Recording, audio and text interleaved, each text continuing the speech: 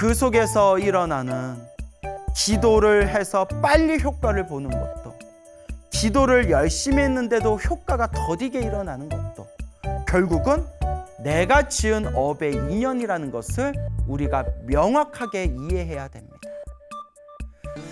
우리 중생들이 살아가는 이 세계를 사바세계라고 합니다. 사바세계.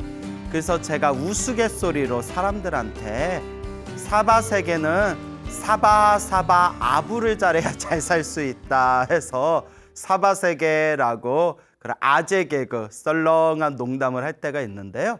사바세계라는 뜻은 원래가 참아야만 살 수 있는 세계다라는 뜻이라고 합니다. 사바라는 말이 산스크리트어에서 나온 말인데 참아야만 살 수 있다라는 뜻이 있다고 합니다. 어떤 분이 불교에 대해서 전혀 모르시다가 사바세계, 우리가 살아가는 세계는 사바세계고 참아야만 살 수 있는 세계입니다 라고 했더니 무릎을 탁 치시면서 어쩜 그렇게 인생에 대해서 그렇게 표현을 잘했는지 정말 놀랍다고 그렇게 깜짝 놀라워 하시던 어떤 분이 또 기억이 나기도 합니다. 맞습니다. 우리 인생이라는 게 항상 좋은 일만 생길 수도 없고 살아가다 보면 힘들고 괴롭고 답답한 일이 생길 때도 있고 힘들고 괴롭고 답답한 그 순간순간 고비마다 항상 참고 견디면서 나아가야 되는 것, 그게 바로 이 사바세계가 되겠죠. 이렇게 힘들고 답답하고 참아야만 살 수 있는 세계, 이 사바세계에서 우리가 의지해야 할 최고의 의지처는 무엇일까요? 맞습니다. 바로 부처님입니다. 이 부처님에 의지하고 불보살님의 가피에 의지하고 불보살님의 공덕에 의지하면서 내 마음을 잘 닦아나가는 것, 이것이 바로 우리 불자들이, 우리 불제자들이 이 사바세계를 지혜롭게 잘 살 수 있는 방법일 것입니다. 우리 주변에 보면 많은 분들이 살아가면서 너무나 힘들고 괴롭고 답답할 때 오직 부처님만을 생각하면서 오직 부처님을 의지하고 부처님에 기대어 간절하게 정성스럽게 기도해서 크나큰 가피를 받으신 그런 불자님들이 굉장히 많습니다. 그래서 제가 늘 우리 불자님들께 드리는 이야기가 불교는 지식의 종교가 아니다. 백날 좋은 얘기 귀로 들어봤자 절대 사람은 쉽게 변하지 않습니다. 80평생을 사람들에게 교육하고 사람들을 가르쳤던 어떤 어르신이 계시는데 그 어르신께서 하시는 말씀이 내가 평생 살면서 학생들을 가르쳐 봤는데 사람은 그렇게 쉽게 변하지가 않더라라는 이야기를 하시더라고요. 참 그 말씀이 맞다라는 생각이 들었습니다. 저 자신을 봐도 제가 이렇게 절에 와서 25년 가까이 공부하고 수행했지만 내가 과연 내 스스로 많이 변화되었는가, 저 스스로도 참 부끄럽다라는 생각이 들거든요. 또 실제로 우리 주변에 인간관계, 대인관계, 사회관계 하다 보면 야, 사람은 쉽게 변하는 게 아니구나라는 걸 정말 뼈저리게 느낄 때가 주변에서 굉장히 많다라는 말씀들을 하시지 않습니까? 결국은 계속 닦는 수밖에 없죠. 닦고 닦아 나아갈 수밖에 없다라는 말씀을 드립니다. 그래서 백날 좋은 얘기 들어봤자 사람은 그렇게 쉽게 변하는 게 아닙니다. 몸으로, 내 몸과 마음으로 체험을 해야 된다. 그래서 늘 드리는 이야기가 불교는 지식의 종교가 아니다. 내 스스로 깨달음을 구하는 수행의 종교고 내 스스로 체험을 하는 실천의 종교, 체험의 종교다라는 말씀을 귀가 따갑도록 누누이 말씀을 드리지 않습니까? 결국은 내가 체험해야 된다. 이 힘들고 괴롭고 거친 참아야만 살 수 있는 세계, 이 사바세계에서 온전히 내가 의지할 수 있는 존재, 온전히 내가 모든 것을 다 기댈 수 있는 존재는 오직 부처님과 부처님의 법, 불법밖에 없다라는 것을 늘 우리 불자들은 마음에 되새기고 끊임없이 되새겨야 합니다. 어느 비구니 스님의 이야기입니다. 그 어떤 비구니 스님이 계시는데요. 이 비구니 스님께서 출가를 조금 늦게 하셨다고 합니다. 그래서 남들은 막 20대에 출가하고 할 때 조금 늦은 나이에, 사회생활하면서 늦은 나이에 이제 출가를 하게 되었는데, 그분이 이제 출가를 하게 된 이야기가 또 굉장히 재밌습니다. 이 비구니 스님이 출가하기 전에 사회생활을 하는데, 전생에 스스로를 생각해 볼 때 전생에 참 박복하게 살았는지 그렇게 사회생활하고 그렇게 이제 살아가면서 항상 일에 장애가 많고 막힘이 많고 자꾸 부딪히는 일이 많고 그렇게 일이 잘 풀리지를 않았다고 합니다. 너무너무 살아가는 게 힘들고 괴롭고 지치다 보니까 무언가 또 의지하고 싶은 마음이 들지 않습니까? 그래서 이제 절에 다니게 되었는데, 그 절에 계시는 그 스님께 스님 제가 너무나 살아가는 게 힘들고 괴롭고 답답합니다. 어찌하면 되겠습니까? 라고 하니까 그 스님께서 하시는 말씀이 기도해라 라고 말씀하시면서 돌덩어리가 부처님으로 보일 정도로 기도해라. 야, 그러니까 우리 이렇게 길 가다가 돌덩어리 보이면 뭐 그냥 돌인가 보다 별 생각 없잖아요. 그 땅바닥에 굴러다니는 하찮게 보이는 그 돌조차도, 그 돌조각조차도 부처님으로 보일 정도로 그렇게 간절하게 기도해라. 그래서 이제 기도를 시작했다고 합니다. 그래서 처음에는 이제 108배를 시작했고 108배를 점점 200배, 300배, 500배씩 점점 조금씩 늘려나가면서 매일매일 하루에 2시간 이상씩 매일 1000배 기도를 올렸대요. 2시간에 1000배면 절을 엄청 빨리 하는 거죠. 그렇게 절을 하면서 마음을 닦고 그렇게 부처님 시작 없는 옛적부터 지었던 몸과 말과 생각으로 지은 저의 모든 죄업을, 저의 모든 악업을, 저의 모든 업장을 참회합니다라는 마음으로 그렇게 절하고 참회 기도를 올렸는데, 그렇게 절을 하고 기도를 하면서 눈물이 펑펑 쏟아지더래요.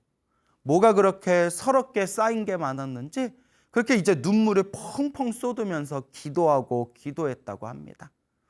그렇게 기도를 해 나아가는데 어느 날 그냥 큰 금전 문제가 생겼대요. 아마 뭐 장사를 하거나 사업을 하거나 무슨 일을 하다가 큰 이제 돈 문제가 생겼는데 도무지 이 돈 문제를 어떻게 해결할 기미가 없더랍니다.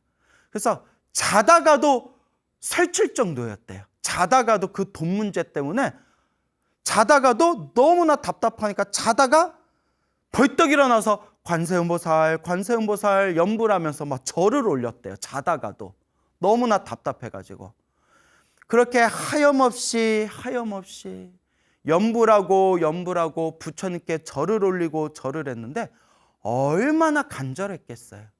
기도는 간절히 정성스럽게 꾸준히 하는 게 핵심이라고 했죠.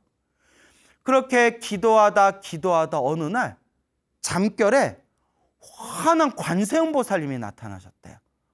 환한 관세음보살님이 나타나셔서 뭘 이렇게 손으로 뭘 이렇게 주시더래요. 그래서 이렇게 받아보니까 황금 열쇠더래요. 황금 열쇠를 딱 받는 꿈을 꾸면서 관세음보살님이 주시는 그 황금 열쇠를 딱 받는 그 꿈을 꾸면서 눈을 딱 떴더니 한바탕 생생한 꿈이었던 거예요. 희한하다 했는데 아니나 다를까 그 관세음보살님이 황금 열쇠를 주시는 그 황금 열쇠를 딱 받는 꿈을 꾸고 난 뒤에 일사천리로 갑자기 일이 잘 풀려가지고 그 큰 금전 문제를 싹 해결하게 되었다라는 그런 말씀을 하시더라고요. 그래서 참으로 이 부처님의 가피가 분명히 있기는 있구나. 그때 그 체험과 그 경험으로 불심이 더 깊어졌는지 1년에 몇 번씩 시간을 내서 이제 3000배 기도를 하셨대요. 꾸준히 매일매일 500배, 1000배씩 기도하다가 이제 한 번씩 시간을 내서 휴일이나 휴가 때 그렇게 부처님께 3000배의 철야 기도를 올렸는데 그렇게 3000배를 마치고 나면 몸과 마음이 개운하고 마음이 편안한 게 느껴지더랍니다. 그렇게 이제 제법 세월이 지나면서 불심은 더욱더 깊어지고 그렇게 깊어지는 불심 따라서 이 더덥고 허망한 이 인간 세상의 모든 인연의 집착을 다 내려놓고 머리 깎고 출가하자 해가지고 조금 늦은 나이지만 머리 깎고 출가해서 지금은 이제 그렇게 부처님의 가르침을 잘 닦고 계시는 어느 비구니 스님의 이야기를 전해 듣게 되었습니다. 그래서 그분이 항상 하시는 말씀이 부처님 법을 만나니 너무나 편안하다. 부처님 법을 만나니 너무나 행복하다라는 말씀을 하셨다고 합니다. 중요한 것은 내가 체험을 해야 돼요, 여러분. 어떤 분이 이런 얘기를 해요. 스님 법문을 항상 즐겨 듣고 스님 법문 들으면서 머리로는 기도해야지, 복지어야지, 공덕을 쌓아야지, 염불하고 부처님 경전 공부해야지, 기도 열심히 해야지라는 건 머리로는 다 아는데 도저히 몸으로 따라주지가 않는데요. 그러니까 기도만 하려고 하면 졸리고 하품나고 답답하고 짜증나고 기도에 집중을 못하겠대요. 스님 어떻게 해야 됩니까? 그걸 나한테 왜 물어봐요? 아니 스님 머리로는 밥 먹어야 되는 걸 아는데 밥 먹기가 싫어요. 입맛도 없고 밥맛도 없고 밥 먹기가 싫어요. 어떻게 해야 됩니까? 그냥 먹어야지. 그걸 나한테 물어보면 어떡해요. 그렇잖아요. 그와 같이 머리로는 기도해야 된다는 걸 아는데 기도가 안 됩니다. 어떻게 해야 되겠습니까? 그냥 할 뿐이에요. 그냥 할 뿐. 오직 할 뿐. 염불할 뿐. 공덕을 닦을 뿐. 그냥 닦아 나갈 뿐입니다. 결국은 습관이에요. 습관. 우리는 이걸 불교에서 업습이라고 불러요. 업의 습관이다. 시작 없는 옛적부터 지금까지 살아오면서 알게 모르게 몸과 입과 생각으로 똘똘 뭉친 그 업의 습관들, 업습, 그 업의 습관, 이 업습이 우리를 나는 나다라고 생각하지만 실제로 나는 나가 아니에요. 보이지 않는 업습이 나를 자꾸 뒤흔들고 있다. 나는 내 인생의 주인공이라고 했지만 실제로는 그렇지가 않아요. 내가 지금까지 지었던 업의 습관이 계속 내 운명의 길에서 계속 나를 뒤흔들고 있는 거예요. 그 업의 안 좋은 습관을 점점 좋은 그런 선업과 공덕과 수행의 습관으로 바꾸어 나가야 된다. 오직 할 뿐. 지금 이 순간 염불하세요. 따로 시간 내서 염불해야지, 따로 시간 내서 절에 가서 기도해야지, 따로 시간을 내서 내가 무언가를 해야지가 아니라 여러분 지금 소나무를 보고 있는 지금 이 순간에 관세음보살 한 번 더 부르시는 거고, 지금 이거 소나무 영상을 보고 있는 지금 이 순간에 지장보살 한 번 더 염불할 뿐이에요. 바로 지금 닦아야 된다라는 걸 명심하시기 바랍니다. 어느 중년의 불자님이 계셨어요. 이 중년의 불자님이 해주신 이야기인데, 이 여성 불자님이 이제 남편하고 중매 결혼을 해서 이제 남편하고 결혼 생활을 했는데 살아보니까 남편이 좀 영 이상하더래요. 내가 어쩌다 이런 사람하고 결혼했나, 어쩌다 이런 사람하고 결혼했나 싶을 정도로 그렇게 남편분하고 인연이 좋지가 않았나 봐요. 그렇게 남편하고 사이가 안 좋은 상황에서 2번 임신을 하셨는데, 초창기에 2번 다 낙태를 하셨대요. 아이고, 이걸 또 어째. 2번 임신을 했는데 2번 낙태를 했대요. 2번이나. 그리고 나중에야 부처님 법을 만나서 부처님 법을 공부하고 스님들 법문도 듣고 인과 법문도 듣다 보니까 아이고, 내가 큰 업보를 지었구나. 내가 무서운 업보를 지었구나. 내가 내 욕심 때문에, 내 어리석은 견해 때문에 그냥 내 인연 따라 찾아온 그 멀쩡한 아이들을 내가 다 떨어뜨렸구나 라는 엄청난 후회와 죄책감과 마음의 짐이 느껴지더래요. 그래서 이게 오래전 얘기인데, 몇 년 전에 그렇게 스님들 법문 듣고 불교 공부하다가 자기가 2번이나 낙태를 했었던 그 업보에 대한 그런 후회감이 막 밀려왔을 때, 우리 불교TV, BTM 불교TV 회장 스님이신 우리 성우 큰 스님하고 이렇게 대화를 하면서 성우 회장 스님께서 간절하게 기도해라, 간절하게 참회 기도해라 라고 이렇게 다독여 주시고 권유를 해주셨대요. 그래서 그날부터 열심히 이제 기도를 하셨는데, 정말 가슴 절절하게 자기가 지었던, 알고 지었건 모르고 지었건 몸과 말과 생각으로 지은 그 모든 업장, 그 모든 악업을 참회하면서 제가 저의 어리석음으로 떨어뜨렸던 그 고귀한 생명들이 부디 좋은 곳으로 천도되기를 바라옵니다 하면서 정말 눈물을 쪼르륵 눈물을 흘리면서 그렇게 가슴 절절하게 염불하고 기도하셨대요. 그렇게 매일매일 그 아이들을 생각하면서, 뱃속에 있었던 아이들을 생각하면서 간절하게 기도를 하던 어느 날, 그렇게 몇 개월 동안 열심히 기도를 했는데, 그날도 이렇게 기도를 하는데 눈앞에 환한 이렇게 환상이 펼쳐지더래요. 눈앞에서 생생한 환상이 펼쳐지면서 머리에 모자를 쓰시고, 아주 그런 환한 모자를 쓰시고, 아주 그냥 그런 고급스러운 그런 귀한 옷을 입은 거룩한 자태, 거룩한 모습을 갖춘 분이 눈앞에 싹 나타나시더래요.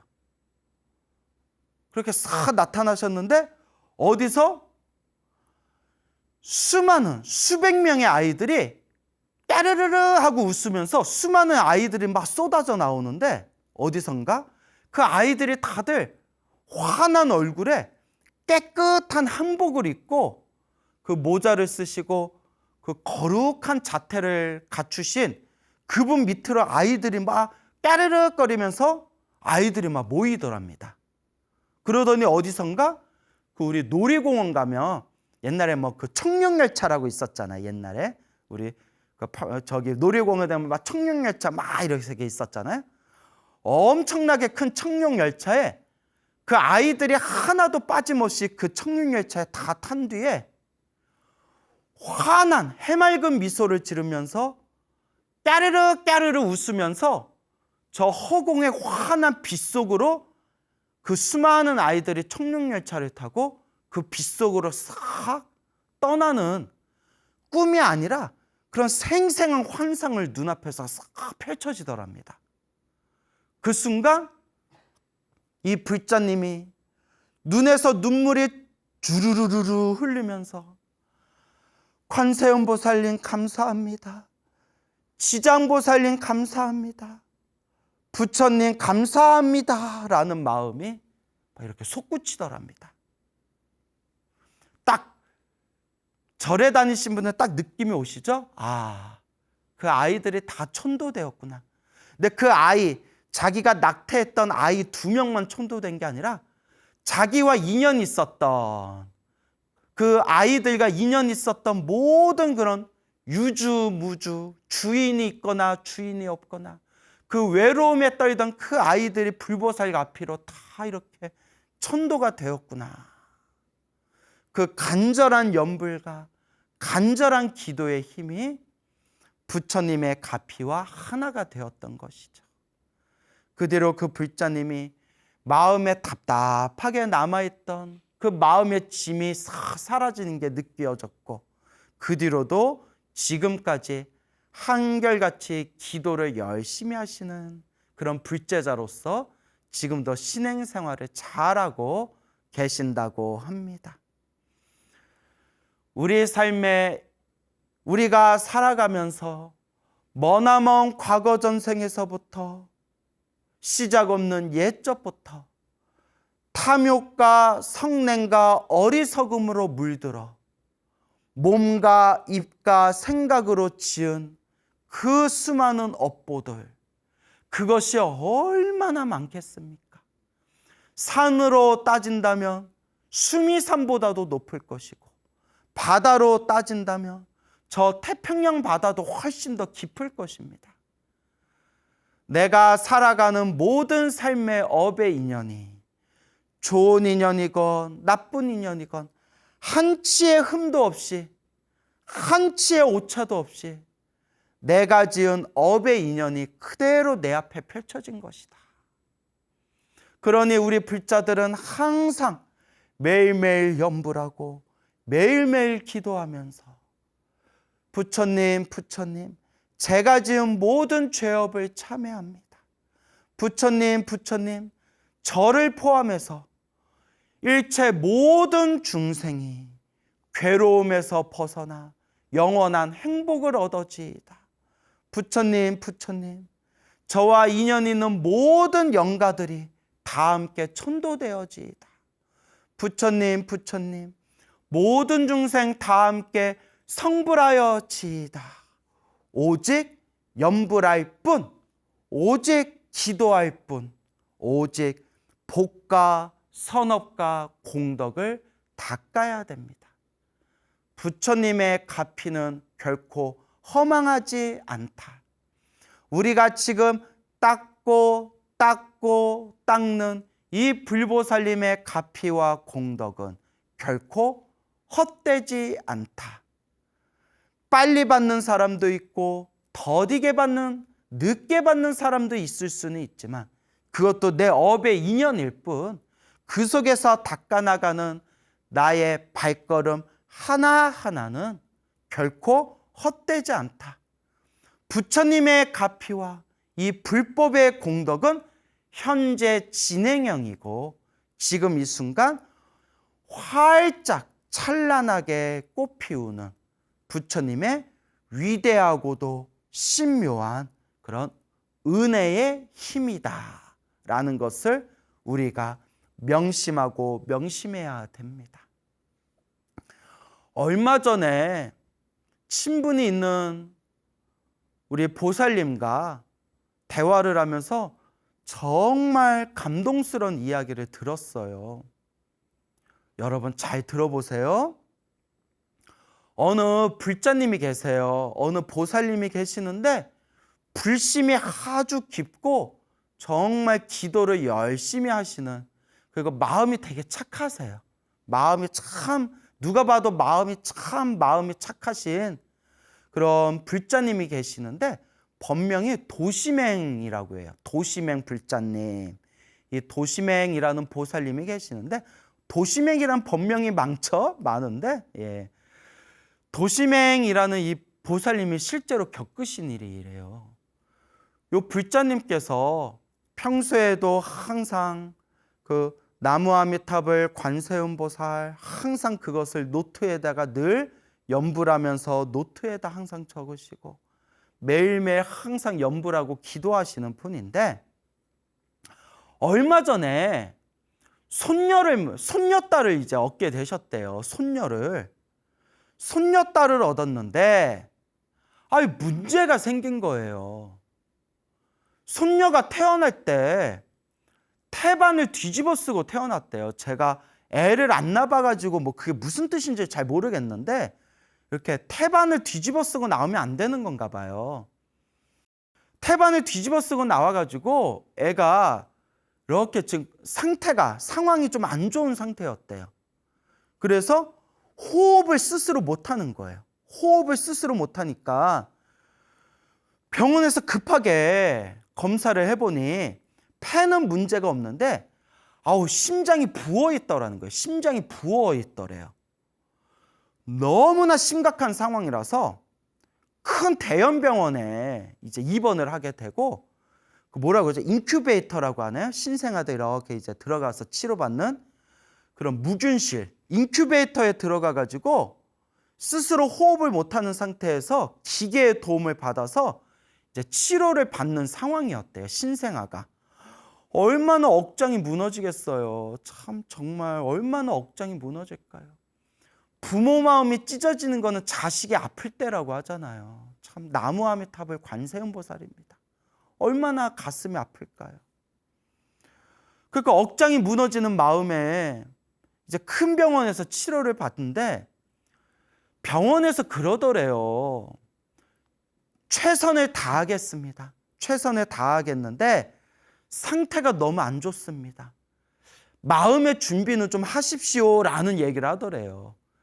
그 마음의 준비를 좀 하십시오라는 말이 굉장히 냉정하게 들릴 수 있지만 그만큼 이제 병원에서는 미리 마음의 준비를 하셔야 혹 극단의 상황에 처했다 하더라도 상처를 충격을 덜 받으니까 그러니까 병원에서 할 수 있는 얘기는 최선을 다하겠습니다.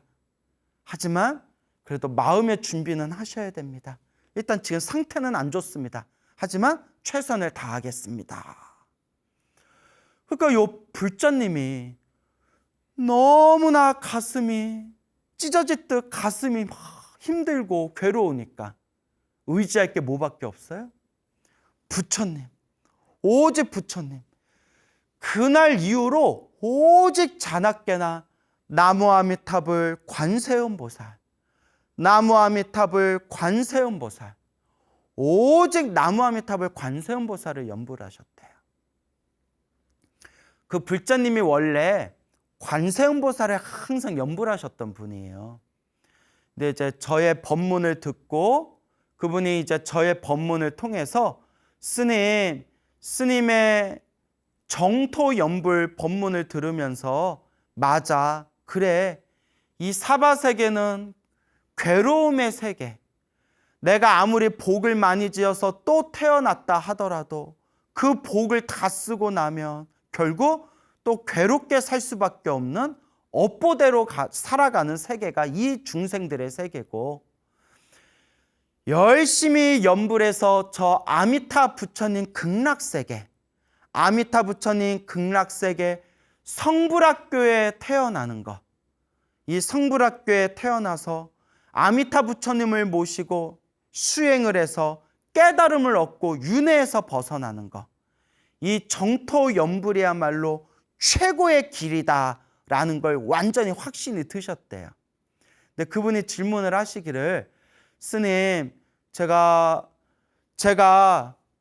마음속으로 간절하게 서원을 세워서 부처님, 제가 목숨이 다하면 오직 아미타 부처님 극락세계 왕생하기를, 극락세계에 태어나기를 발언합니다 라고 원력을 세웠는데 나무아미타불 연불하려다 보니까 그동안 오랫동안 관세음보살 연불한 게 습관이 돼가지고 나무아미타불 연불할 때마다 자꾸 이렇게 갈등이 생깁니다. 제가 어떻게 하면 되겠습니까? 라고 했을 때 제가 딱 드린 말씀이 괜찮습니다. 관세음보살이 입에 딱 붙었으면 이제부터 나무아미타불 관세음보살 같이 연불하시면 됩니다. 스님, 근데 또 어떤 분은 한 분만 연불해야지 같이 연불하면 안 된다고 하던데요. 아닙니다. 괜찮습니다. 옛날에도 나무아미타불 관세음보살 같이 연불했던 기록이 옛날에도 남아 있습니다. 그리고 또 중요한 게 관세음보살님은 이마 위에 항상 아미타 부처님을 모시고 다니는 보살님입니다. 관세음보살님은 만약에 불자가 나무 아미탑을 연불하면 그것을 큰 기쁨으로 여기시는 보살님이 관세음보살님입니다. 실제로 관세음보살님 이마 위에 부처님을 우리가 조각하지 않습니까? 관세음보살님 이마 위에 모시고 다닌 분이 바로 나무 아미타불입니다. 그러니 나무 아미타불 관세음보살 연불하다가 갑자기 나무 아미타불로 바꾸기가 쉽지가 않으니까 나무 아미타불 관세음보살 이렇게 같이 연불하셔도 됩니다 라고 말씀을 드렸죠. 그러니까 이 불자님이 그때부터 오랫동안 나무 아미타불 관세음보살 항상 이와 같이 연불하셨는데 그날도 손녀들을 위해서 손녀딸을 위해서 간절하게 나무 아미타불 관세음보살을 연불하셨다고 합니다. 그와 같이 몇 날 며칠 동안 자나깨나 간절하게 부처님 우리 손녀딸을 지켜주십시오. 우리 손녀딸을 부디 우리 손녀딸을 보살펴 주십시오. 부처님 라는 마음으로 나무 아미타불 관세음보살 간절하게 연불을 했는데 며칠이 지난 어느 날 저녁에 집에서도 간절하게 나무 아미타불 관세음보살을 연불하셨대요. 나무 아미타불 관세음보살 집에서 연불을 하고 있는데 얼마나 시간이 지났을까? 갑자기 눈앞에서 아주 생생한 영상이 쫙 펼쳐지더래요. 그 영상에서 무엇을 봤냐? 아주 작은 분홍빛 심장이 보이더래요. 아주 작은 분홍빛 생생한 심장이 보이는데 그 심장을 보면서 나무 아미타불 관세음보살 연불하고 있는데 그 심장 양쪽, 심장 옆에서 환한 연꽃 두 송이가 활짝 꽃을 피우더래요. 심장에서. 분홍색 작은 심장에 그 옆에서 아주 맑고 깨끗한 환한 연꽃 두 송이가 활짝 꽃을 피우는 걸 생생하게 눈으로 보면서 딱 정신을 차리고 시계를 딱 봤더니 어느새 연불하는데 어느새 2시간이 휙 지나가 버렸더래요. 너무나 기분이 맑고 깨끗하고 편안한 느낌이 들면서 자기도 모르게 부처님 감사합니다. 나무 아미타불 관세음보살 하는 마음이 솟구쳤는데 그 다음날 병원에서 소식이 왔다는 거예요. 기적입니다. 정말 이런 경우는 저희들도 처음 봅니다. 아기가 상태가 극적으로 좋아졌습니다 라고 하더래요. 오, 대박. 오, 소름 대박. 아기가 상태가 극적으로 너무 좋아졌습니다. 제 상태가 너무 좋아지고 있습니다 하면서 나중에 이제 담당 의가 하는 얘기가 자기들도 이런 경우는 처음이라고 하면서 지금 너무나 특이한 케이스라서 지금 이 아기의 상태라든가 그 치료 과정을 학술 자료용으로 아예 그걸 만들어 놨다고 해요. 너무나 특이한 일이라서. 그래서 정말 기적입니다. 기적이 있다면 이게 기적입니다라고 병원에서도 그렇게 같이 기뻐해 주더랍니다. 그렇죠. 병원에서도 정말 위험한 상태에 있던 아기가 그렇게 갑자기 극적으로 상태가 좋아지니까 사람의 마음, 인지상정이라면 당연히 기쁜 마음이 들 수가 없죠. 그 소식을 들은 이 불자님이 부처님 감사합니다. 부처님 감사합니다. 이 모든 게 부처님 값입니다. 라고 하면서 퇴원을 했는데 이렇게 꾸준하게 정기검진을 받는데요. 그래서 얼마 전에, 며칠 전에 또 병원에서 아기 정기검진을 받았는데 아주 건강하고 상태가 좋습니다라는 이야기를 들었다고 합니다. 나무 아미타불 관세음보살. 이와 같이 모든 중생들이 괴로움에서 벗어나 행복했으면 좋겠습니다. 모든 불자들이 혹 힘들고 괴롭고 답답한 일이 생겼을 때 조금만 기도하고 조금만 염불해도 다들 그 괴로움에서 벗어났으면 참 좋겠습니다. 우리 주변에 큰 병에 걸렸거나 그 어린 아이들이 힘들고 괴로운 질병에 고통스러워할 때 부처님 도와주세요, 보살펴 주세요 라는 그 염불 한마디에 모든 사람들과 모든 아이들이 다들 행복하고 편안했으면 정말 좋겠습니다. 정말 그러기를 바라옵니다. 하지만 이 중생의 어변이라는 게 그렇게 쉽지가 않습니다. 정말 간절하게 기도했는데도 일이 잘 안 풀릴 때도 있고, 정말 간곡하게 기도했는데도 몸에 병이 낫지 않고 멀리 세상을 떠날 때도 실제로 있습니다. 눈가에 눈물을 이 땅이 흠뻑 젖을 정도로 간절하게 기도해도 안 되는 거는 안 되는 그런 정말 어쩔 수 없는 이 업의 인연이라는 게 있습니다. 모든 사람들이 조금만 염불하고 조금만 기도해도 그 모든 중생들이 고통에서 벗어나 행복할 수만 있다면 바로 이 세계가 바로 극락세계가 되겠죠. 하지만 분명히 부처님도 말씀하셨지만 좋은 일도 나쁜 일도 행복도 불행도 좋은 인연도 나쁜 인연도 다 내가 지은 업의 인연이다. 결국 내 스스로 묵묵히 닦아야 됩니다. 오직 닦을 뿐, 오직 염불할 뿐, 오직 수행할 뿐입니다. 시작 없는 옛적부터 지금까지 살아오면서 우리가 쌓았던 그 수많은 업보가 얼마나 많겠습니까? 심지어 어떤 사람들은 윤회를 믿지 않고 심지어 절에 오래 다녔던 사람들조차도 저는 부처님 가르침은 좋아하지만 윤회니 인과 업보니라는 것은 믿지 않습니다라는 그런 사람들도 있을 정도입니다.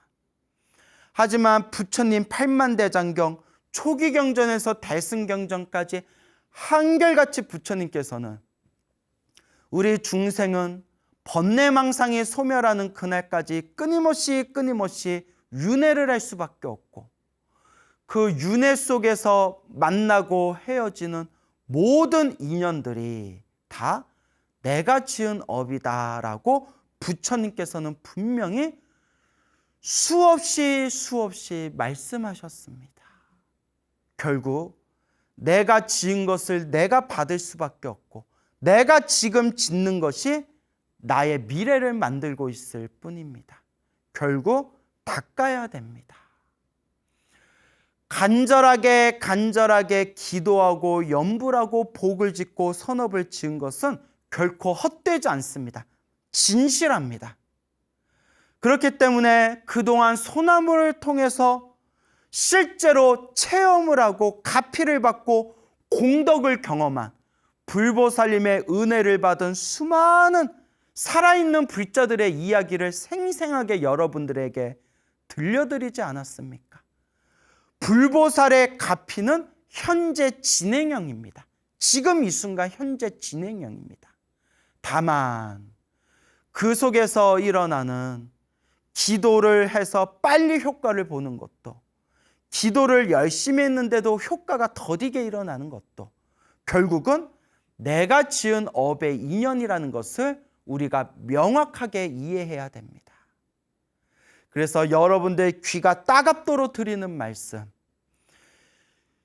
열심히 기도했는데도 안 좋은 일이 생긴 것은 기도에 효과가 없거나 기도에 공덕이 없는 것이 아니라 내가 크게 받아야 할 업보를 지금 작게 받고 있는 것이다. 크게 받아야 할 무서운 업의 그 인연을 지금 작게 받으면서 크게 받을 업을 작게 업장소멸하고 있는 과정이다 라는 말씀을 수없이 드렸습니다.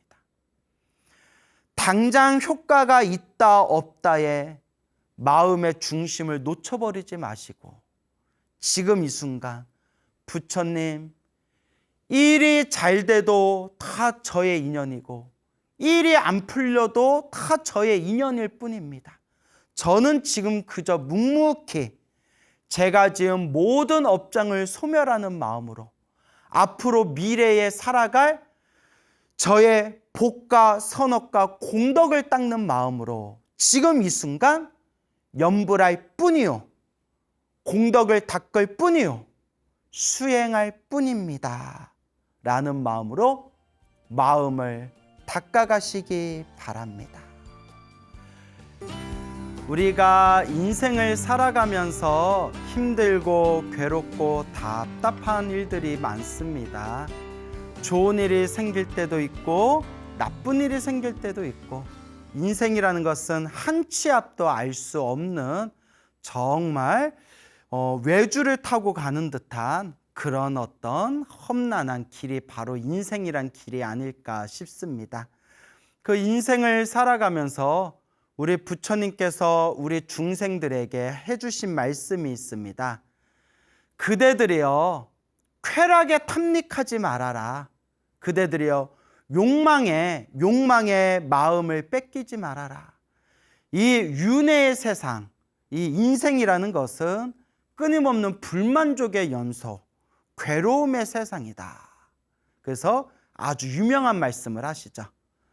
태어나서 괴롭고 태어나서 괴롭다. 애기들이 태어나는 순간 막 응애 자지러지게 웃잖아요. 막 울지 않습니까? 응애 하면서 막 몸부림치면서 막 울지 않습니까? 이미 태어남 자체가 고통이에요. 태어남이 괴로움이요, 늙어감이 괴로움이요, 병드는 것이 괴로움이고 또한 죽음이 괴로움이다. 생로병사가 괴로움이다. 그리고 또 그 속에서 태어나고 늙고 병들고 죽는 그 속에서 펼쳐진 좋아하는 사람 만나지 못해서 괴롭고, 싫어하는 사람 자꾸 봐야 해서 괴롭고, 구하고자 해도 얻을 수가 없어서 괴롭고, 내 몸과 마음을 구성하고 있는 이 오온, 색수상행식, 육체와 정신을 구성하고 있는 이 모든 작용이 다 괴로움이다 라는 말씀을 하셨습니다. 그 괴로움 중에서도 가장 우리를 힘들게 하는 게 바로 질병에 대한 괴로움이 아닐까 합니다. 그래서 여러분 기억나시는지 모르겠는데 우리 소나무 몇 회차 전에 그 대만의 어느 스님께서 몸에 몇 개의 암 종양이 있었는데 그렇게 염불과 수행을 통해서 저절로 암 종양이 사라졌다라는 말씀 드렸었는데 기억나십니까? 그래서 그분께서 불자들에게 당신이 체험했던 그 당신이 생각하는 질병이라는 것에 대한 그런 어떤 본질에 대해서 해주신 법문이 있더라고요. 그래서 그 법문을 오늘 여러분들하고 함께 이렇게 읽어보면서 과연 이 병이란 거의 본질은 무엇이고 우리가 병에 걸렸을 때 어떻게 지혜롭게 처신해야 되는가라는 부분을 한번 살펴보는 시간 가져보도록 하겠습니다. 얼마 전에 소나무에서 소개한 9개의 종양이 염불로 치유된 대만의 이인환 스님의 법문을 소개해 드릴까 합니다. 이 지금 소개해드리는 본문의 내용은 각산 정원규라는 아주 불심이 깊으신 거사님께서 직접 번역해 주신 내용입니다. 요 각상 정원규 거사님이 유명하신 분인데 그 불교계 베스트셀러였던 그 오대산 노스님 이야기랑 능원심주 이야기 그렇게 번역하셨던 아주 불심이 깊으신 거사님이신데 요 거사님이 너무나 좋은 자료를 이렇게 번역해서 올려주셔가지고 제가 오늘 소개해 드릴까 합니다. 근데 내용이 엄청 길어요. 내용이 엄청 길어서 제가 그냥 굵직굵직한 부분만 발췌해서 설명을 드리도록 하겠습니다. 인환 스님은 어렸을 때 병이 많았으며 더욱 이전에 암에 걸린 지 10년 동안 간에 7개의 종양, 폐에 2개의 종양이 있었지만 이 스님은 주사도 맞지 않고 약도 먹지 않고 어떠한 의료수단을 빌리지 않은 상황에서 신체는 놀랍게도 자동으로 건강을 회복하였습니다. 인환 스님이 직접 법문하신 내용을 간추려서 소개합니다. 번역해 주신 분은 각상 정원규 거사님이 되겠습니다. 우선 우리는 병이 생기는 원인이 무엇인지를 이해해야 합니다. 불교에서 말하기를 신체가 병의 고통을 받게 되는 까닭은 완전히 생각과 행위가 초래한 것입니다. 우리가 이런 병의 고통을 받는 게 우리의 생각 그리고 우리의 행동이 이러한 병을 일으키게 된 원인이 된 것이다 라는 뜻이겠죠. 그러면 우리는 어떻게 바로 잡아나가야 할까요? 마땅히 생각하지 말아야 할 것은 생각하지 말고 보지 말아야 할 것은 보지 말 것이며 듣지 말아야 할 것은 듣지 말고 말하지 말아야 할 것은 말하지 말 것이며 마땅히 가지지 말아야 할 것은 가지지 말고 하지 않아야 할 것은 하지 않아야 하며 마땅히 가지 말아야 할 길은 가지 말아야 하며 마땅히 서지 않아야 할 곳은 서지 않아야 하는데 이러한 사람이 건강할 수 있습니다. 어떻게 보면 하나도 어려운 일이 아니면서도 세상에서 가장 어려운 일이죠. 한마디로 내 몸과 마음을 철저하게 올바르게 잘 관리해야 된다. 그 인터넷 동영상에 유명한 의사 선생님이 나와서 하시는 말씀이 여러분 100살 사는 거 어렵지 않습니다 라고 하더라고요. 100살 사는 거 어렵지 않습니다. 열심히 운동하고 밥 잘 먹고 잠 푹 자고 스트레스 안 받으면 됩니다 이러더라고요. 그러면 100살을 산대요. 너무나 쉬운데 아니 4가지만 지키면 되네. 밥 잘 먹고 운동 잘하고 잠 푹 자고 스트레스 안 받으면 누구나 100살을 살 수 있는데 그러기가 참 어렵죠. 그와 같습니다. 해야 할 거 하지 말아야 할 것을 정확하게 알고 해야 할 것은 하고 하지 말아야 할 것은 하지 말아라 이 말씀인데 쉬우면서도 가장 어려운 말씀이죠. 우리는 사람이 자주 앓기 쉬운 3종류의 병을 이해해야 합니다. 1년의 병이 있는데 이런 종류를 시공병이라고 합니다. 1년의 병, 1년 동안 우리가 이렇게 흐름에 따라 몸살도 걸리고 감기도 걸리고 이런 병들이 있지 않습니까? 이런 것은 시공병이다. 다음은 환경병이라고 그럽니다. 환경병은 우리가 가지 말아야 할 곳에 갔기 때문에 얻게 된 병입니다. 환경병. 그러니까 좋지 못한 환경에 노출돼서 걸리는 병을 뜻하겠죠. 시공병과 환경병 외에는 또한 인연으로 얻게 되는 병이 있습니다. 인연법으로 내가 과거 전생에 지었던 그렇게 어떠한 인연에 의해서 이제 만나게 된 병을 뜻하겠죠. 이러한 세 종류의 병의 원인을 알게 된 후 우리는 마땅히 어떻게 해야 자기 생명의 평화를 보장할 수 있을까요? 그러면 불교를 배워서 궁극에 무엇을 깨달아야 합니까? 즉, 영혼과 신체의 중요성을 이해하기 위함입니다. 우리 인생의 과정에서 정신은 물질을 떠날 수 없으며 물질도 정신을 매우 필요로 합니다. 정신과 물질은 떨어질 수가 없다. 정신과 육체는 서로가 떨어질 수 없는 거죠. 정신과 육체는 서로가 불가분의 관계를 맺고 있습니다. 마치 동전의 양쪽 면과 같죠. 동전의 앞쪽과 뒤쪽과 같은 게 우리 몸에 있어서 이제 정신과 육체라고 할 수가 있겠죠. 따라서 생명이 평안한 과정 가운데서 우리에게 필요한 것은 두 개의 평안입니다. 첫 번째는 영혼의 평안이며 두 번째는 신체의 평안입니다. 여기서 영혼의 평안이라고 했는데 더 정확히 말하면 정신의 평온이겠죠. 우리 정신의 평화 그리고 신체의 평화.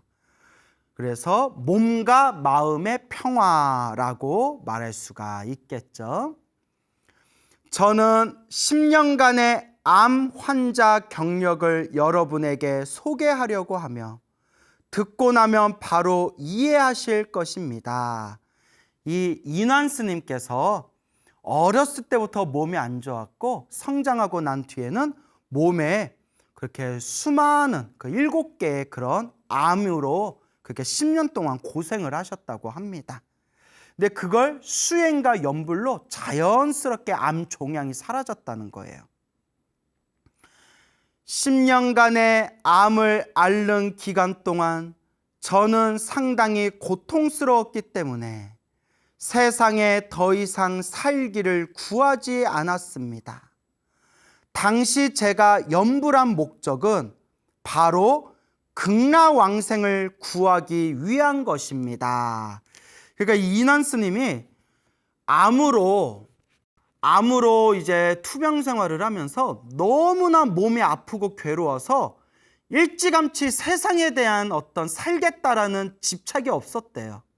그리고 간절하게 염불을 했던 것은 암을 치료하기 위해서, 세상에서 더 살기 위해서 제발 제 병을 고쳐주세요 라는 마음으로 염불한 게 아니라 오로지 이 세상이 싫다, 이 병으로 가득한 이 몸뚱아리가 싫다, 오직 아미타 부처님 극락세계 극락왕생 하기를 발언하면서 오직 극락왕생 정토연불 나무 아미타불을 연불하셨다는 겁니다.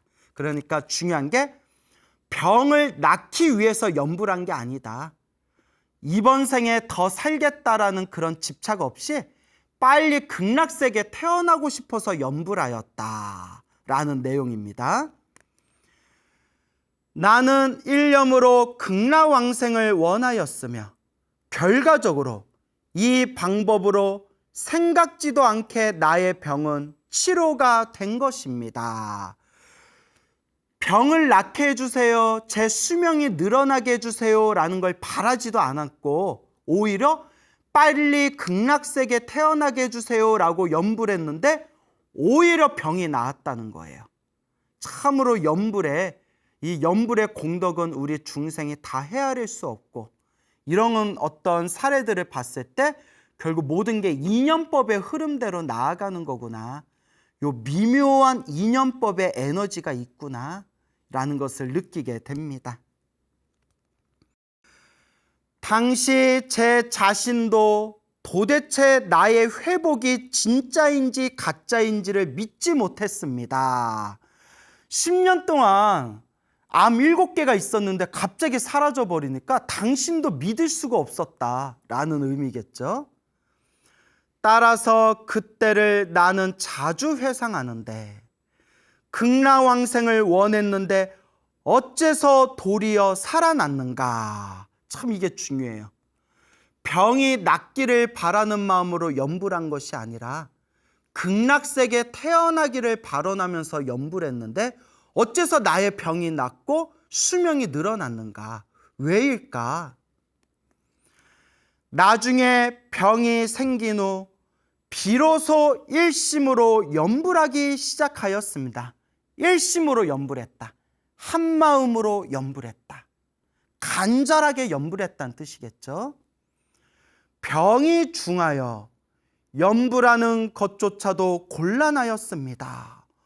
얼마나 병세가 깊고 얼마나 몸이 힘들었으면 그 염불하는 것조차도 힘들었다라고 말씀하시는 거죠.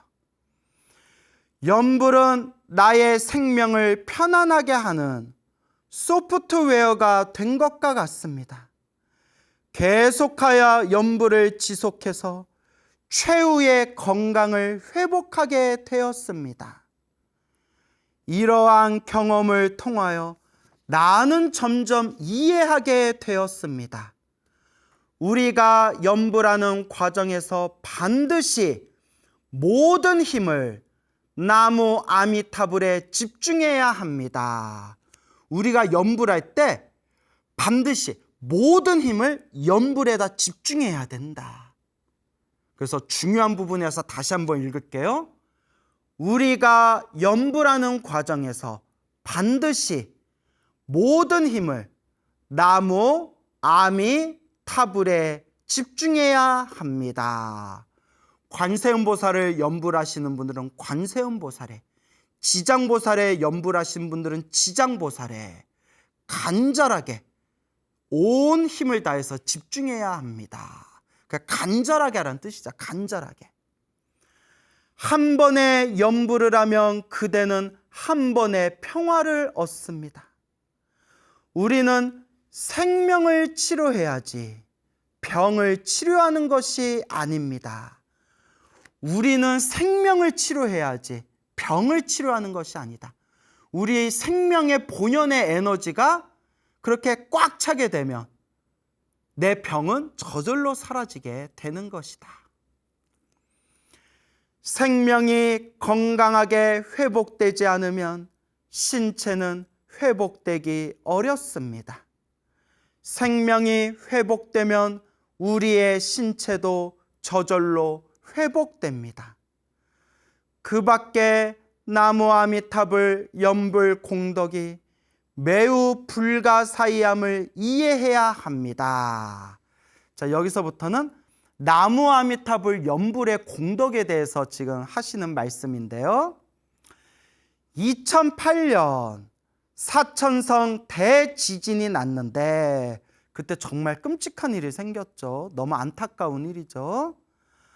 사천성 대지진이 났는데 저는 그곳을 시찰한 적이 있습니다. 그 결과 신기한 현상을 하나 발견하였습니다.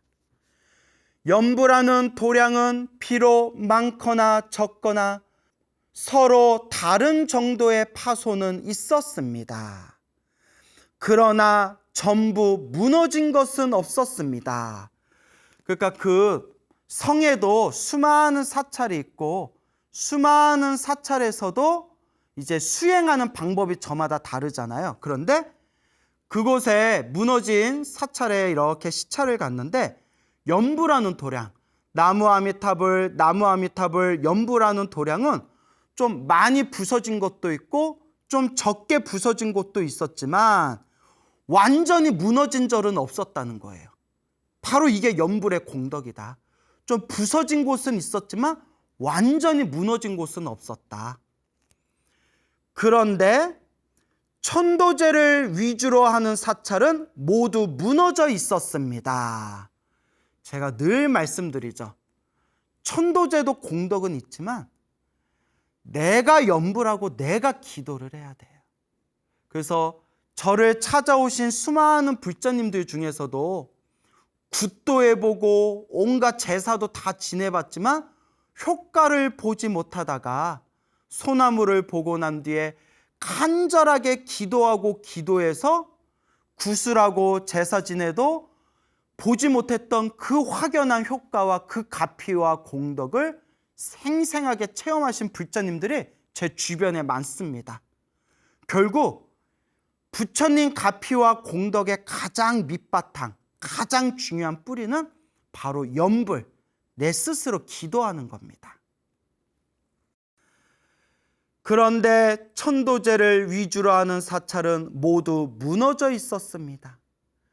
지진이 발생한 그날 400명 가까운 많은 사람들이 그곳에서 염불을 하고 있었지만 결과는 어떻게 되었는가 하면 그 절의 6채 되는 근처의 모든 건물은 전부 무너졌지만은 오직 그들이 염불하는 염불 땅은 조금의 파손도 생기지 않았습니다. 비록 염불 땅의 벽에 약간의 균열이 있었지만 한 사람도 손상을 입지 않고 400명이 전부 안전하였습니다. 그 400명의 불자들이 염불 법당에 들어가서 그 지진이 났을 때 오로지 일심으로 나무 아미탑을 염불을 하니 그 주변에 있는 건물은 다 무너졌지만 염불 법당만큼은 건물의 균열만 가고 전혀 무너짐이 없었고 그 법당 안에 나무 아미탑을 염불하신 400명의 불자님들도 모두 크게 다치지를 않았다. 참 이런 내용 보면 사실 저는 이런 생각이 들어요.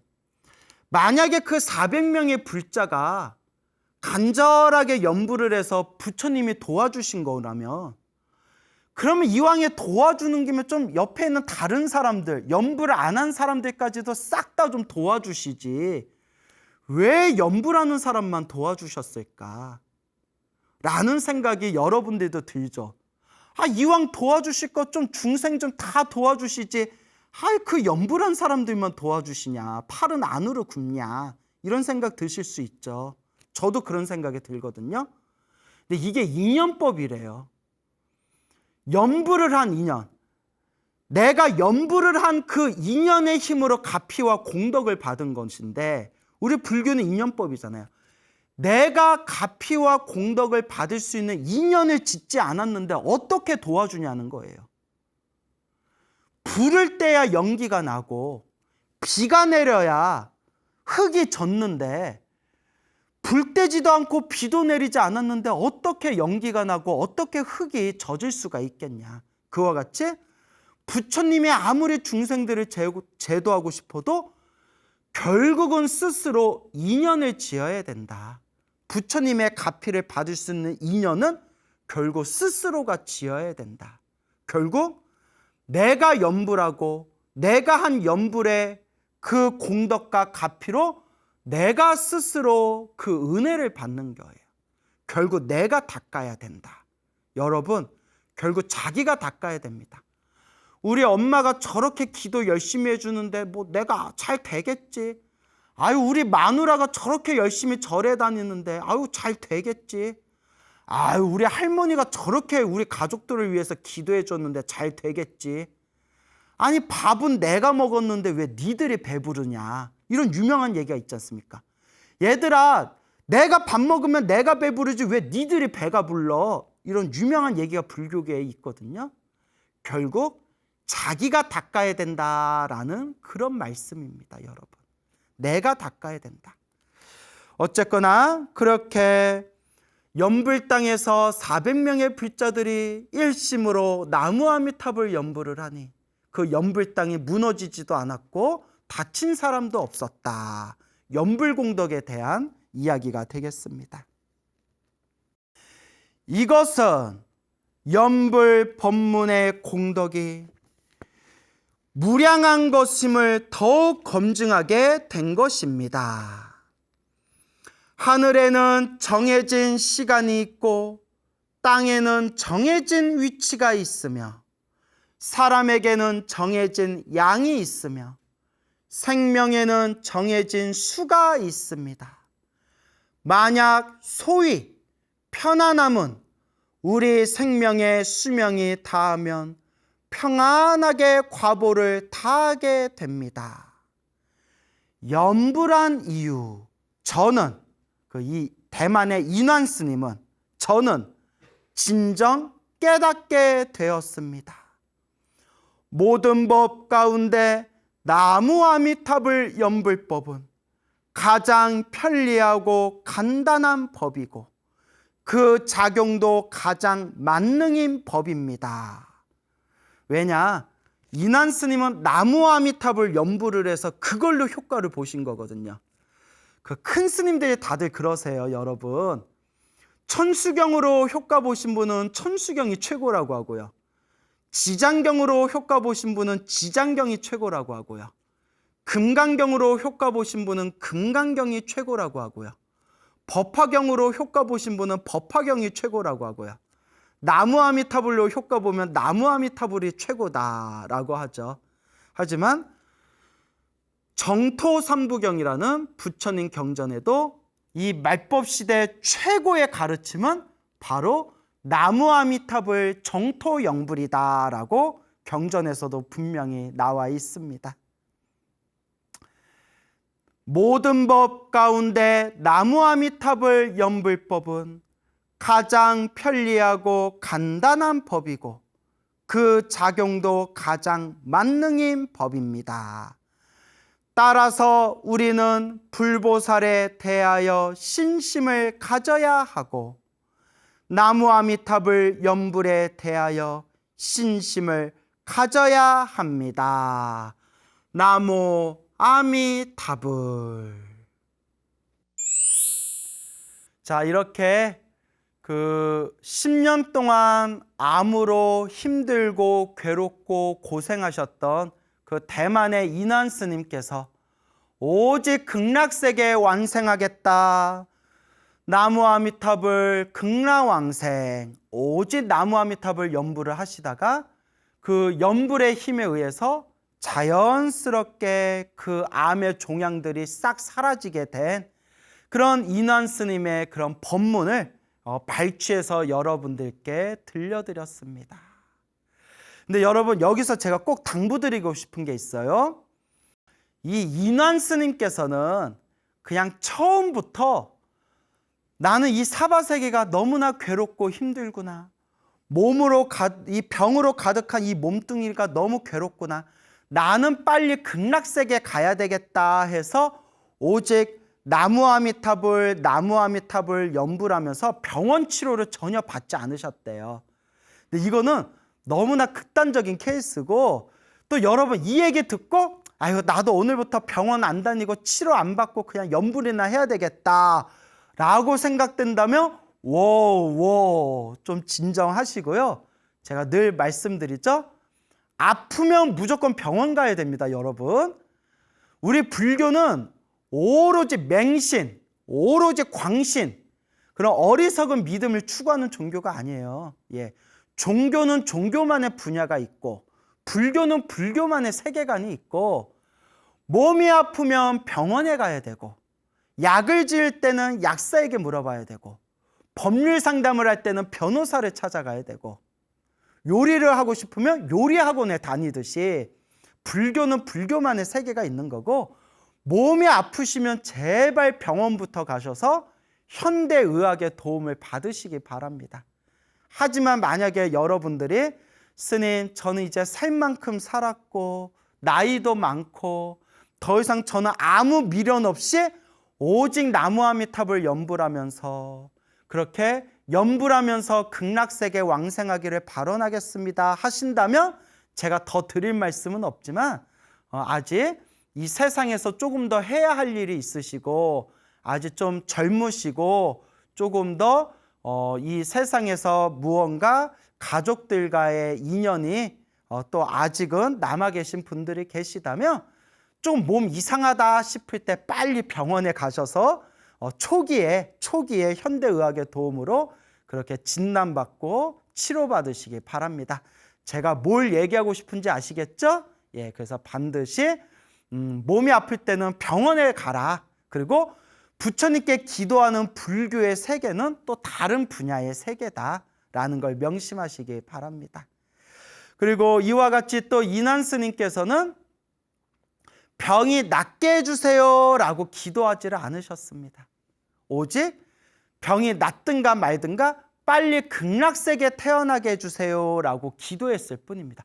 그런데 저절로 병이 나았어요. 이게 인연법입니다. 그래서 옛날 큰 스님께서도 큰 병에 걸렸을 때 이렇게 기도하셨다고 합니다. 무조건 병이 낫게 해주세요 라고 기도한 게 아니라, 거룩하신 불보살님, 제가 만약에 이 세상과 인연이 남아있다면 제 병이 빨리 낫게 해주시고, 만약 제가 이 세상과 인연이 다한 거라면 아무런 고통 없이 빨리 편안하게 오직 극락세계 왕생하게 해주십시오 라고 그렇게 기도하셨다고 합니다. 그러니까 여러분들께서도 혹 큰 병에 걸려서 만약에 기도를 하시는 상황이라면 부처님 살려주세요, 살려주세요, 살려주세요. 그 살려주세요가 오히려 마음에 집착이 될 수 있다는 거예요. 옛날부터 기도를 많이 하시거나 연부를 많이 하신 큰 스님들께서 항상 하신 말씀 중에 하나가, 마음에 집착이 없고 마음이 순수하고 맑고 깨끗하고 마음이 텅 비워졌을 때 훨씬 더 강한 기도의 힘이 솟구친대요. 그러니까 살려주세요, 살려주세요 라는 기도보다는 제가 세상과 인연이 있다면 제 병이 싹 낫게 해주시고, 제가 세상과 인연이 다한 거라면, 결국 인연법이잖아요. 인연법. 불교는 인연 따라 일어나고 인연 따라 사라지는 거잖아요. 제가 세상과 인연이 남아있다면 병이 빨리 싹 사라지게 해주시고, 제가 만약 세상과 인연이 닿은 거라면 부디 편안하게 세상을 떠나 극락세계 성불학교 왕생하여지이다. 이렇게 기도해라 라고 권유드리고 싶습니다. 물론 안 아픈 게 최고인데 참 안 아프다는 게 참 어려워요. 저도 한번 크게 아팠던 적이 여러 번 있었는데, 불과 하루 이틀 전만 하더라도 내가 이렇게 아플 거라는 걸 몰라요.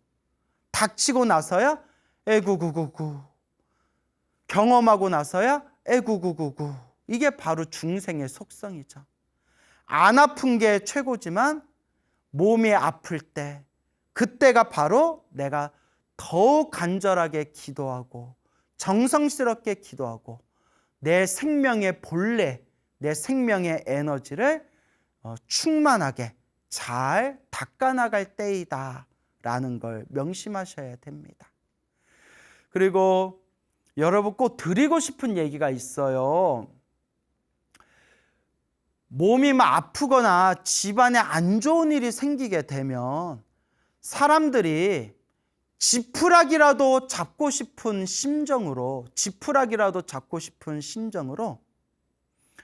그렇게 사이비 같은 데 빠져가지고, 이상한 사이비 같은 놈들한테 빠져서 거기에 몸과 마음을 오히려 크게 상처받는 경우가 있는데, 여러분 한번 좀 생각해 보세요. 종교인이라는 사람이 내가 너의 병을 낫게 해줄 수 있어, 내가 너의 병을 낫게 해줄 수 있는데 큰 돈을 가져와야 돼. 큰 돈을 가져와야 너의 병을 나을 수가 있어. 벌써 좀 느낌이 이상하지 않나요? 내가 너를 위해서 제사를 지내주면 너의 병을 낫게 할 수 있고, 너의 집안에 안 좋은 일을 다 제사를 지내면 해결할 수 있어. 근데 이렇게 큰 제사를 지내려면 정성이 있어야 돼. 그 정성은 마음으로 표현하는 게 아니야. 나는 마음으로 정성을 표현하는 사람이 제일 싫어. 정성은 물질적인 거야. 그러니까 큰 돈을 바쳐야 제사를 지내더라도 효과를 볼 수 있어. 너 얼마 가져올 수 있어. 이런 거 뭐 우리 그 TV에 무슨 시사 고발 프로그램에 이런 사이비 종교 같은 내용들 나오잖아요. 벌써 좀 뭔가 이상하지 않나요? 그런데 나는 안 속을 것 같은데 사람이 너무 답답하다 보면 그 쥐푸라기라도 잡고 싶은 심정에 그런 거에 홀딱홀딱 넘어간다는 거예요. 그래서 부처님 경전을 공부하고 부처님 법문을 공부해야 돼요. 부처님 법문에는 그런 내용이 없어요. 오직 좋은 일도 나쁜 일도 내가 지은 인연법이다. 그러면 어떻게 해야 되느냐? 마음을 닦아라. 큰 돈을 내서 제사를 지내야 모든 일들이 술술 풀린다. 이런 얘기 하신 분 적이 없어요. 내가 기도하고 내가 염불하고 내 주변에 좋은 마음으로 복과 선업과 공덕을 베푸는 것이고, 그렇게 마음을 닦는 인연으로 내 업장은 점점 소멸하고 내 선업 공덕의 힘은 더욱더 강력해지는 겁니다. 제가 왜 이런 얘기를 하느냐? 엄한 데에서 몸과 마음의 상처를 당하시고 소나무 보고 난 뒤에 찾아와서 하소연하거나, 그렇게 당신이 지푸라기라도 잡고 싶은 마음에 찾아갔는데 오히려 그런 사기를 당하신 그런 분들의 이야기를 너무 많이 들어서 그래요. 그럼 제가 늘 여러분들한테 드리는 이야기가 뭐냐? 내가 닦아야 된다. 내가 닦아야 된다. 내가. 오늘 읽어드린 편지의 주인공이신 대만의 인환 스님도 무슨 제사를 지냈다, 부적을 썼다, 묘자리를 바꿨다, 이런 내용 하나도 없잖아요. 오직 일심으로 간절하게 염불했을 뿐입니다. 오직 염불했을 뿐입니다. 그 간절한 염불이 부처님의 지혜와 자비, 은혜와 공덕의 가피로서 하나가 될 수 있었던 것입니다. 이렇게 쉽고 이렇게 단순한 길이 있는데 왜 자꾸 멀리 이상한 데를 찾아다니느냐? 그것도 업보예요, 여러분. 왜 저런가 하고 봤더니 그것도 업보예요. 정말 이런 얘기하면 여러분들 좀 기분 나쁠 수도 있고 미안할 수도 있겠지만 끼리끼리 만나는 거예요. 끼리끼리 만난다. 제 말이 좀 심한 면도 있지만 그런 어리석은 마음을 일으켜서 그런 이상한 사람들한테 속는 것도, 그것도 바로 업보고 업의 습관, 업습이다. 결국 그냥 부처님 경전에 그대로 나온 그대로 단순하게 한결같이 내 마음을 닦고 염불하고 복과 선악과 공덕을 짓고 좋은 일이 생기든 나쁜 일이 생기든 다 내가 지은 업의 인연이고 나는 지금 수행하고 정진할 뿐이다. 한결같이 나아가면 되는데, 제가 이런 얘기를 했더니 스님, 우리 중생들이, 우리 불자들이 다 스님 같은 믿음 있으면 우리 벌써 다 머리 깎고 출가했어요 이러더라고요. 그 말도 맞다라고 했어요. 하지만 여러분, 지금 이 순간 소나무 프로그램을 보신 여러분들은 이제 마음의 중심을 잘 세우시기 바랍니다. 밖으로 무언가를 해서 내 업을 풀겠다라는 게 바로 어리석은 생각입니다. 내가 내 업을 지었는데 내가 내 수행으로 닦아야지 내가 밖에서 누구에게 내 업을 풀겠다는 겁니까? 그거는 기도하기 싫고 염불하기 싫고 복짓기 싫고 공덕 쌓기 싫은 게으른 사람, 혹은 쉽게 가자라는 인스턴트 사고방식 가진 사람들의 변명에 불과할 뿐입니다. 절대 한 방에 모든 걸 해결하는 방법은 없습니다. 내가 지은 그 업의 인연을 내가 묵묵히 닦아 나아갈 뿐입니다. 여러분, 오직 염불하십시오. 지금 이 순간 염불하십시오. 이상하고 특이하고 신기한 기도법을 제발 따로 찾지 마시고 염불, 부처님을 향한 간절한 믿음, 염불부터 시작하는 겁니다. 이렇게 다 가르쳐 줬는데도 또 찾아와서 스님, 제가 너무 힘든데 무슨 기도해야 될까요? 스님, 제가 우리 손주를 위해서 무슨 기도해야 될까요? 스님, 제가 잠자리가 뒤숭숭한데 무슨 기도할까요? 내가 그렇게 제가 소나무에서 모든 기도는 하나로 통하니까 제발 그런 질문 좀 하지 말아라 했는데도 아직도 가끔씩 저한테 또 무슨 기도할까요? 하는 사람들이, 그럴 때마다 내가 차 마시는 찻상을 진짜 엎어버리고 싶어요. 이건 농담이에요. 그만큼 답답하다는 거예요. 소나무에서 몇백 해 동안 수없이 얘기했는데 그게 제대로 안 듣는다는 얘기예요. 제대로 안 듣고 자기 재밌는 것만 몇 개 보고 난 뒤에 쪼르르 와서 질문하는 거예요. 제발 소나무를 1회부터 차곡차곡 보시면서 제가 전하고자 하는 메시지가 무엇인지를 잘 되새기면서 오직 염불할 뿐, 오직 마음을 닦을 뿐, 이것을 명심하시기 바랍니다. 제가 말은 이렇게 해도 제 마음속에는 항상 제발 우리 불자님들, 제발 우리 이 모든 중생들이 다 고통에서 벗어나 행복하기를 바라납니다. 항상 제가 그렇게 바라나고 있습니다. 그래서 여러분들 재밌으라고 말을 거칠게 한 것뿐이고 항상 여러분들이 행복하기를 축원드립니다. 여러분 행복하시기 바랍니다. 여러분 행복해지고 싶습니까? 행복한 삶을 창조하고 싶습니까? 복을 지으십시오. 선업을 지으십시오. 공덕을 쌓으십시오. 복과 선업과 공덕의 힘이 여러분들을 진정한 행복의 길로 이끌어 줄 것입니다. 여러분 성불하십시오.